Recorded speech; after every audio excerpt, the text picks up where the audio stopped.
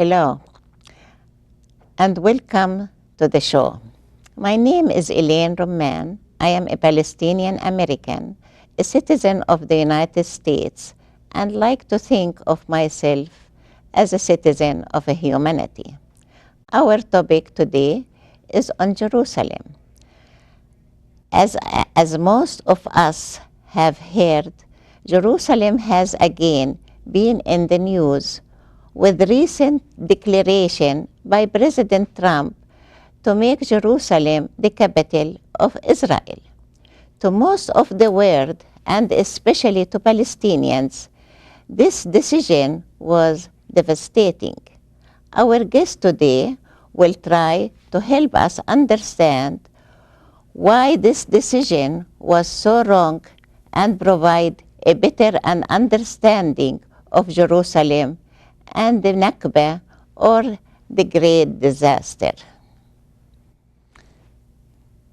Mr. George Khoury, and originally from Birzeit, Palestine. He was born in Jerusalem, Palestine in 1942.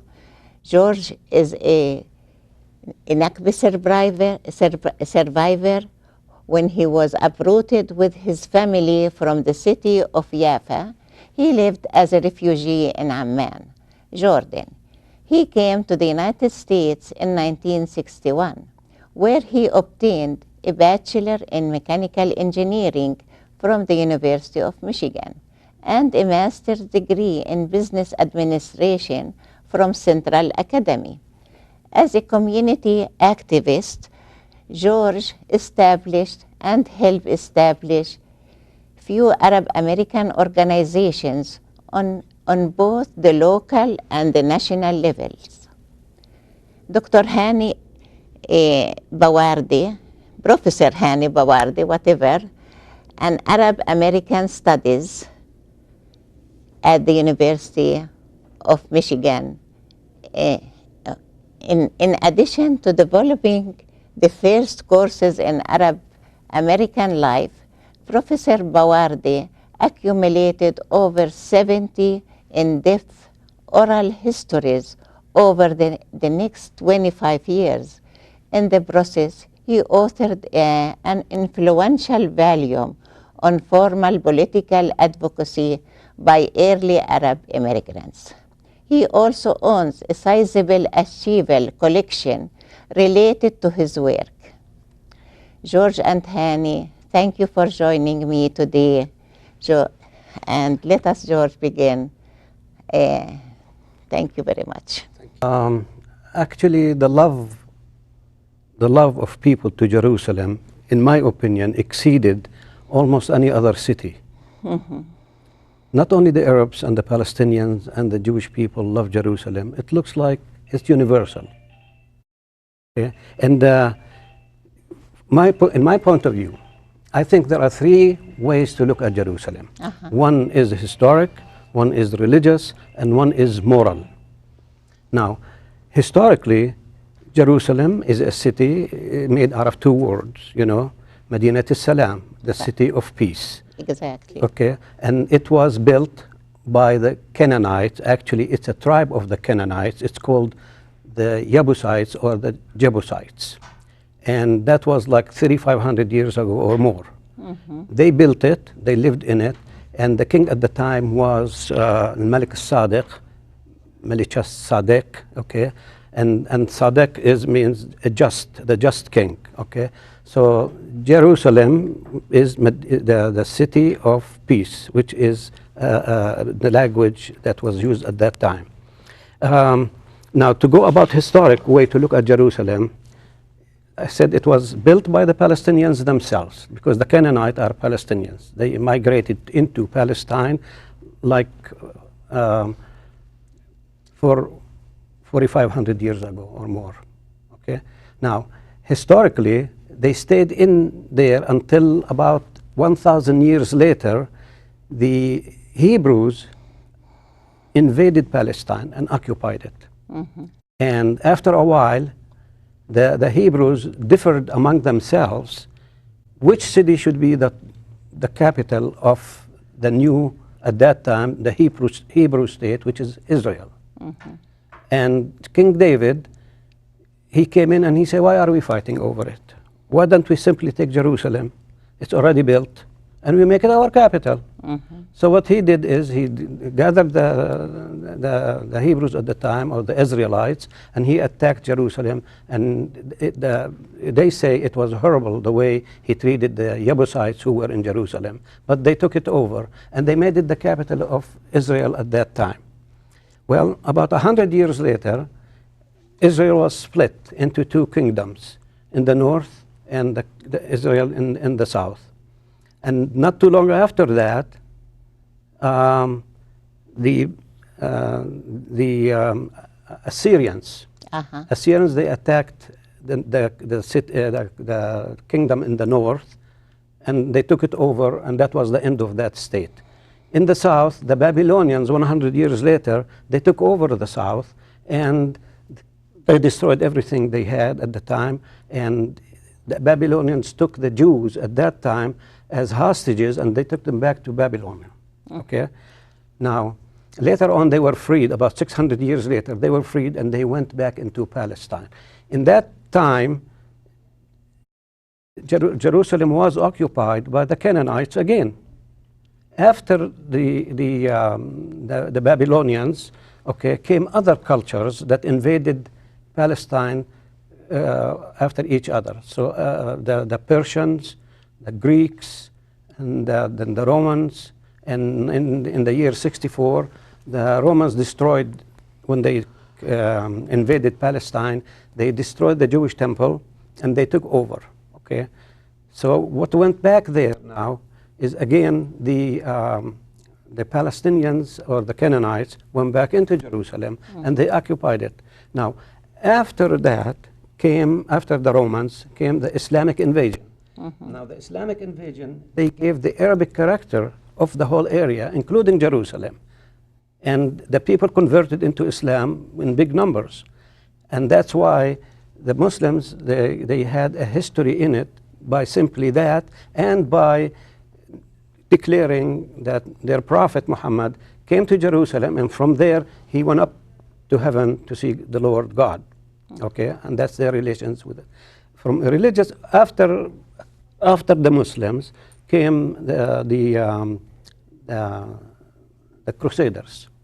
The Crusaders also took the area for a couple of hundred years. Saladin came, and he liberated Jerusalem from the Crusaders, and it went back into the hands of the Arabs and Muslims. But the inhabitants of Jerusalem, in big numbers, was the Eastern Orthodox Christians, and they lived in it so it was to them a very holy city. Now, we will take a minute to see what happened what happened at the Roman time.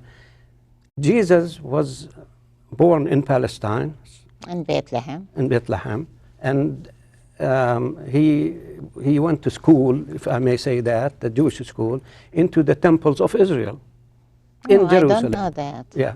I know. And what happened after that, he as Son of God, which the Christians claim he is the Son of God, he got the message, and he dispersed it to the world as a message of Christianity. So Christianity was born in Jerusalem by him sacrificing himself to the people, regardless who they are. And then after that, he rose from death, and that is the theory that the whole Christianity is built upon.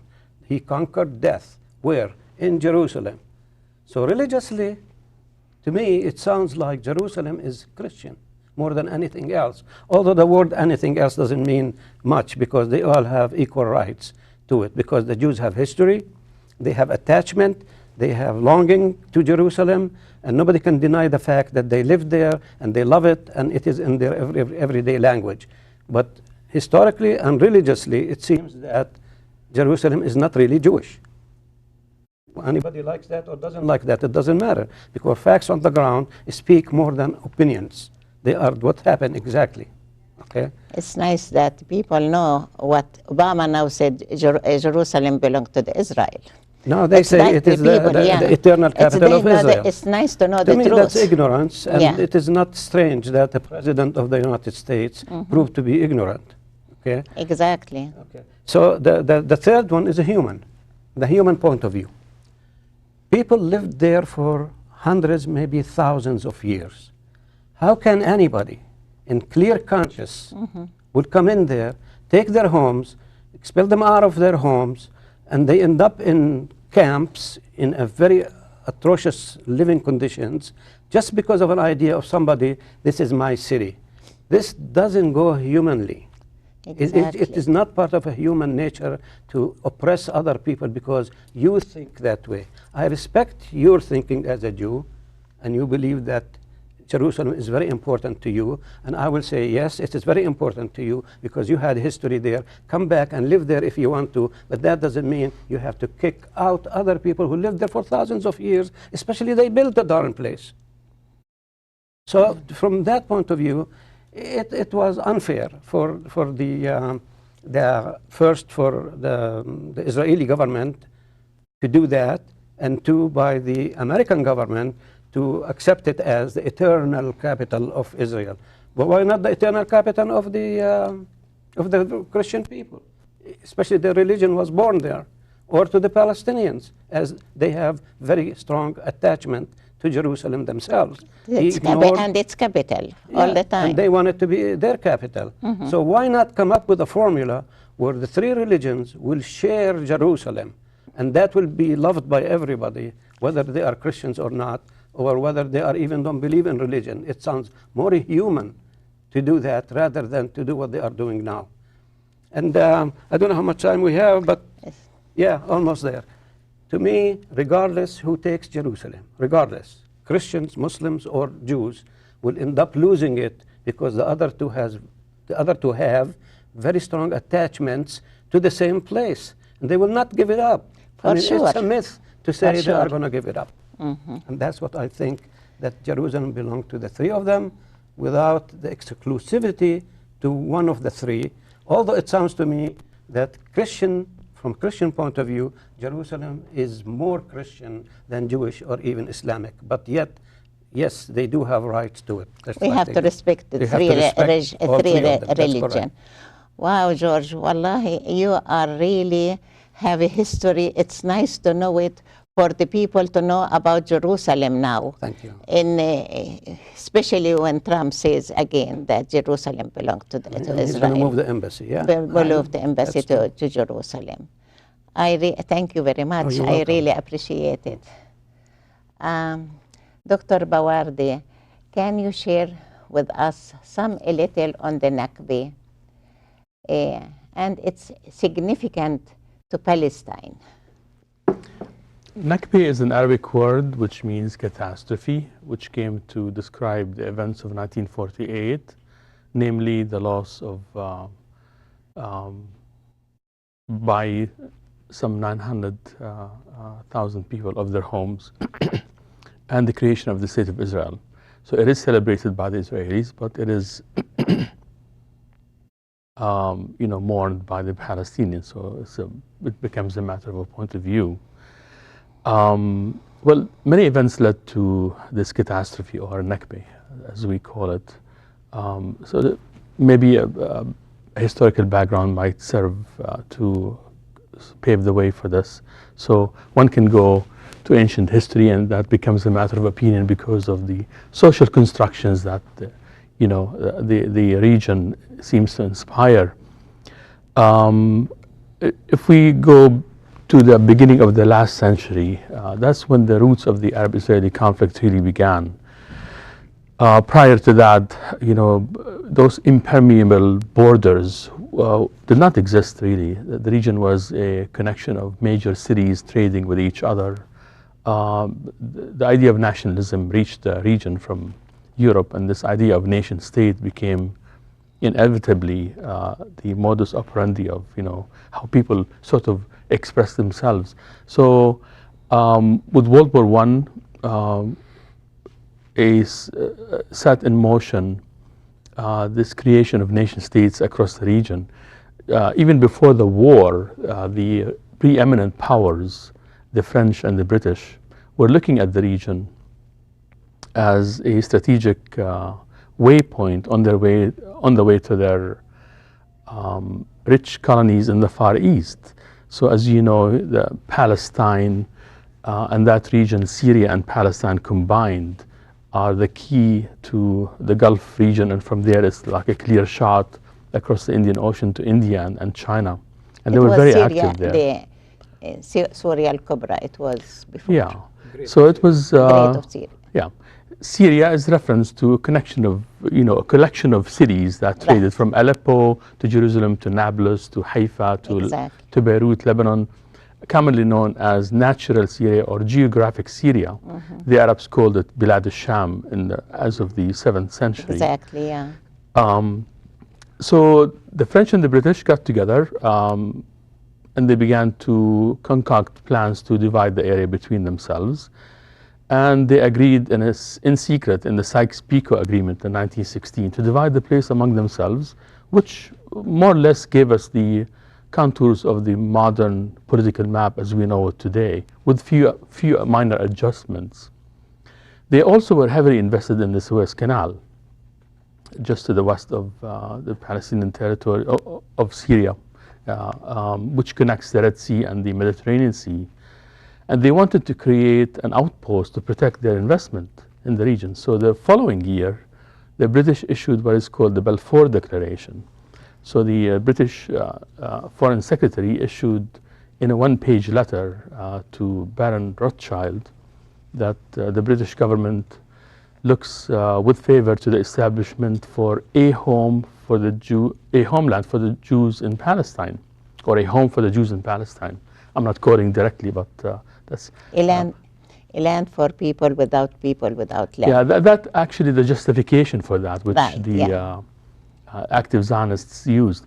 Maybe a word or two about the Zionist program and the roots of Zionism. There was repression of Jews in the pogroms of Russia, which impelled some of them to think, look for a place where Jews can live and govern themselves. That was a political program. Zionism also has a spiritual aspect to it, which is nothing to do with creation of a state, rather restoration to what they conceive to be the promised land. Like George mentioned, how much the attachment to Jerusalem is tangible and universal almost. But Theodor Herzl outlined his plans for a Zionist program in a book called Der Judenstaat, or the Jewish State. That became the blueprint. What is the name of the book again? The Jewish State. The Jewish State. Yes. And who's the author?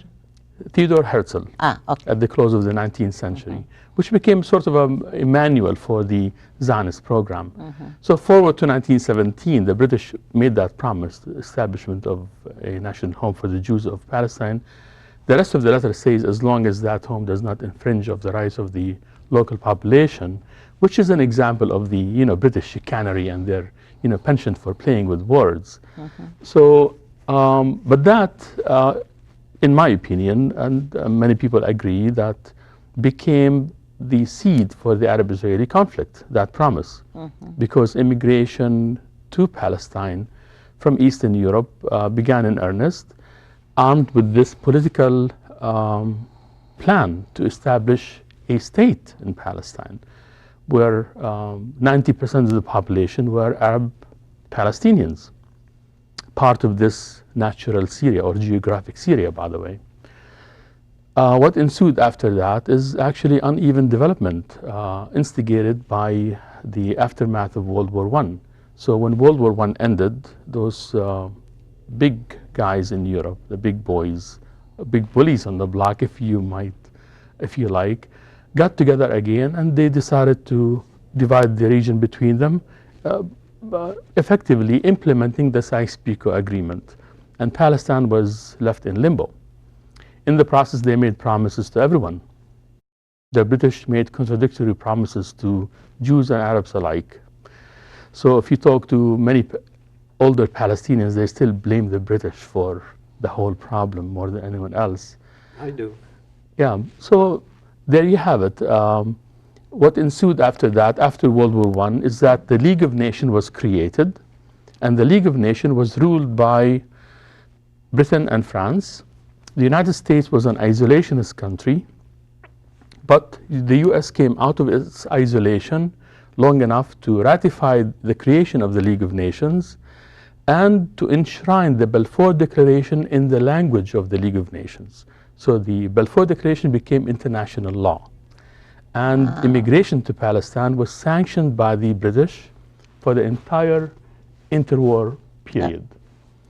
So that therefore began the Arab-Israeli conflict. So in 1939, there was an uprising by the Palestinians, and Jewish immigration continued. From 10% of the population, Jewish immigrants accounted for about 35% of the population by 1947. In 1946, there was an Anglo-British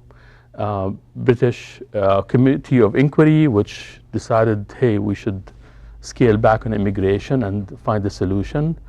The following year, 1947, a couple of things happened. One of them is that the Jewish groups began to arm themselves, buying weapons from Yugoslavia by millions of dollars was pouring in. And their soldiers numbered between the Ergun, Haganah, and Zvi Leumi and other militia groups, or Zionist gangs is what they were, like a collection of marauding gangs, numbered about 72,000. So in 1948, the deck was stacked. The British were weakened by World War II and withdrew and left the matter to the United Nations, which in 1947 constituted the UNSCOP, the United Nations Commission on Palestine, which recommended partition. That partitioning plan in 1947 gave more than half of the landmass to the Zionists. We cannot say Israelis yet because Israel does not exist as of yet. And the Arab population, the entire coastal area was given to the Zionist program, which includes heavy population centers. And they rejected it, but also the followers of Jabotinsky, a very radical, especially violent Zionist leader, also rejected the plan. That some people choose to neglect that fact. And the following year, 1948, the Arab countries, themselves under occupation by the British or the French, had a ragtag army of about 18,000 soldiers, poorly armed, were no match for the Zionist forces, which later became the so-called IDF, or the Israeli Defense Force. And they were routed handily, and the Israelis took 70% of the Palestinian landmass and declared their state after a couple of massacres which scared most of the population into fleeing, or they were physically expelled by the Zionist gangs. And the revisionist Israeli historians actually came to terms with that and agree with it. Deir Yassin is one of those massacres. In fact, this coming Monday marks the 70th anniversary of the massacre of Deir Yassin. And next week will mark the 60th anniversary of the Nakba itself. 70 years of the Nakba. 70 years of the Nakba, yes. Right. And the Palestinians were expelled, lived across the region, and some went to Europe and the United States, but they held on to hopes of one day going back to a Palestine.